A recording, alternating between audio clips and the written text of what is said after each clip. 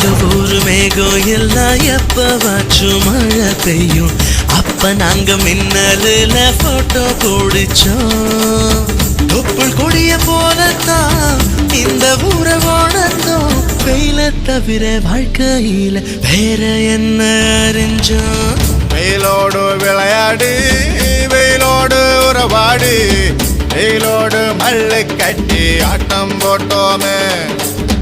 நெண்டூரும் நரிவூரும் கருவேலங்காட்டோரும் கட்டானாய் சுத்தி சுத்தி வட்டம் போட்டோமே. பசி வந்தா குருவே